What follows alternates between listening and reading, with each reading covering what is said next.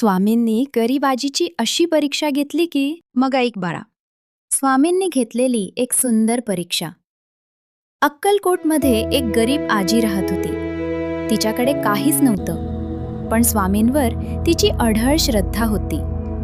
एके दिवशी भर दुपारी स्वामी तिच्या झोपडीसमोर आले आणि म्हणाले, "मला भूक लागली आहे." आजी घाबरली. घरात शोधलं पण काहीच नव्हतं. शेवटी तिला सापडल्या फक्त थोड्याशा कण्या. तिने त्या प्रेमानं शिजवल्या आणि स्वामींना अर्पण केल्या. स्वामी हसले आणि त्या कण्या इतक्या आनंदाने खाल्ल्या जणू ते 56 भोगच होते आणि म्हणाले, "माय, तुझ्या प्रेमाची चव सर्वात मोठी आहे."